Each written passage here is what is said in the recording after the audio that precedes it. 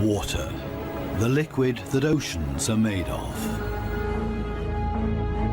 And it fills endless depths.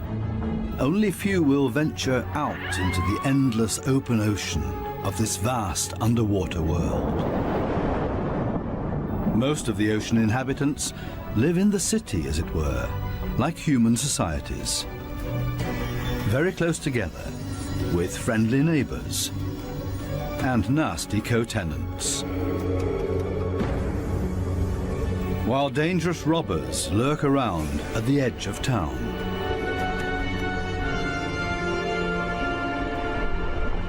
To assert yourself here, you have to be equipped with all kinds of tricks and clever strategies, or lie and cheat. Coral reefs are the largest structures in the world. They're giant submerged metropolises.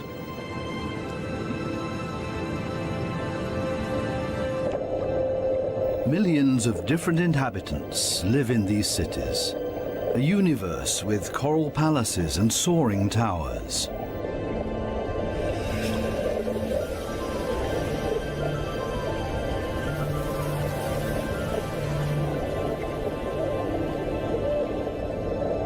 Every neighborhood has a chief. The entire street belongs to this guy. No trespassing, okay? A typical large city with all the noise and ruckus.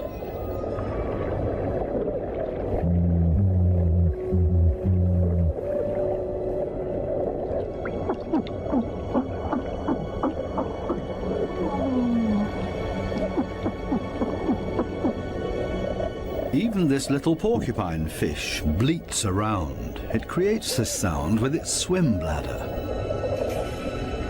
Two small harlequin shrimps are nibbling on this blue sea star.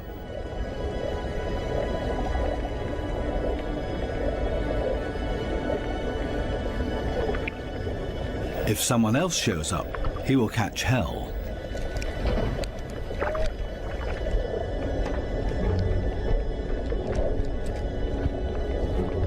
Another harlequin shrimp busy pulling a bite out of a sea star.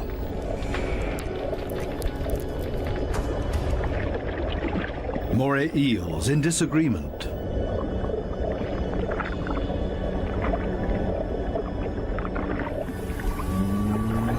A scorpion fish shuffles across the ocean floor.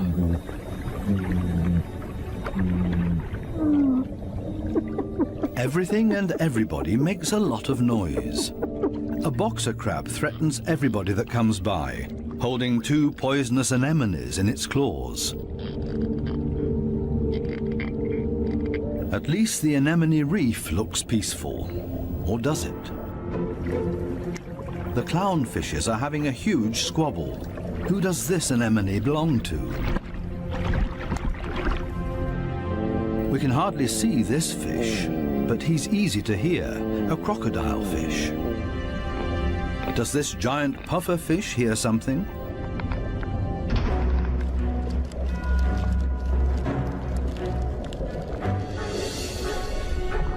It's a ray that's getting away. A dispute amongst the members of the cichlid family. Who is stronger, and especially who is louder?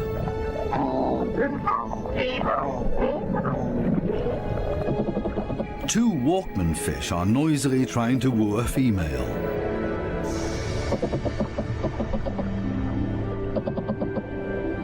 Big city noise everywhere, especially when a large structure is being torn down.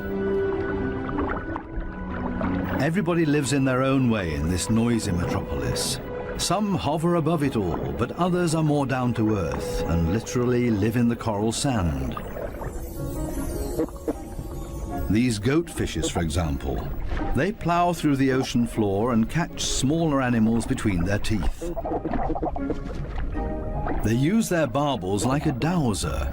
With them, they can detect even the weakest electric fields that point them towards small prey.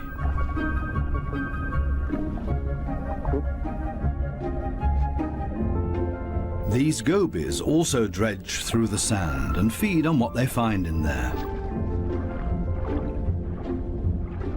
There's another way of finding prey in the sand. This blue-spotted stingray uses its wings like shovels, and there's always a chance of stealing something. While one works, others just stand by and feed on what's left over, maybe a piece of crab or a mussel. You have to be very familiar with this area to find the best morsels.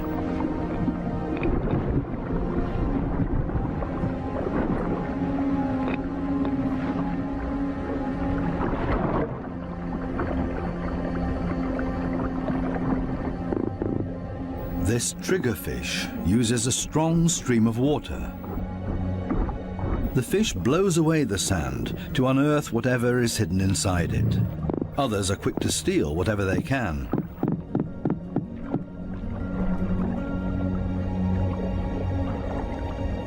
The triggerfish is a commanding fish, and most reef inhabitants are easily intimidated by him, except for these strange visitors that don't seem to show fear. In any case, it's best to cover them up with sand.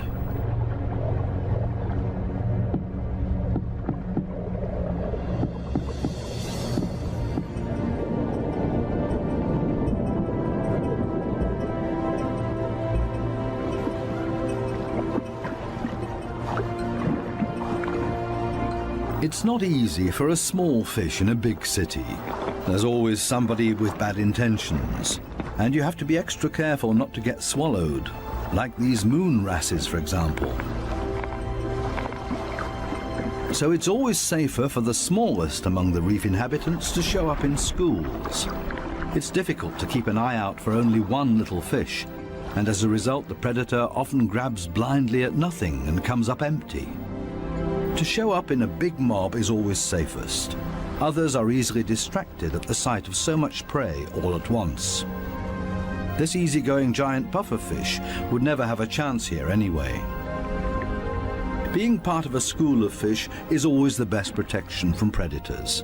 The slow ones are being ignored. No danger here.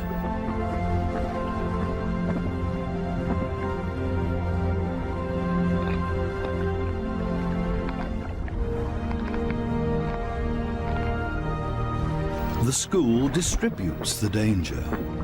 If there are 1,000 fishes, any of them can be the target, and 999 are going to be just fine.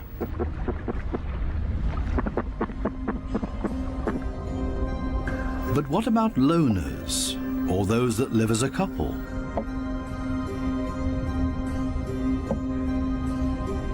Seahorses, for example, camouflage themselves to look like the coral branches they're holding on to.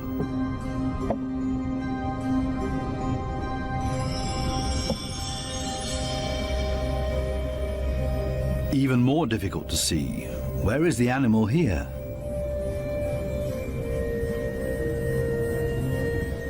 Only the eye betrays this trumpetfish's camouflage.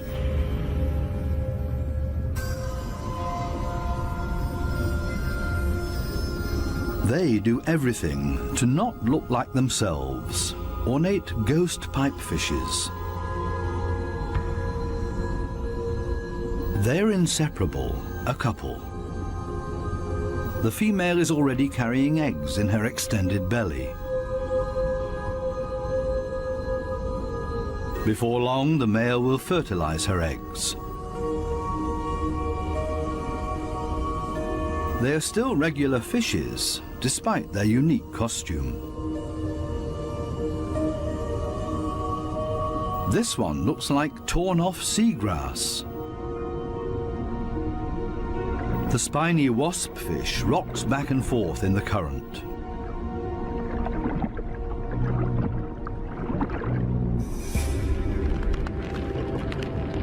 Not a monster, but ingenious camouflage.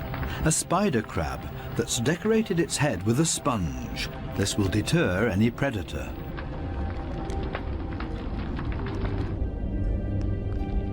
Another great camouflage, a barrel decorated with rocks. Only the movement of the gill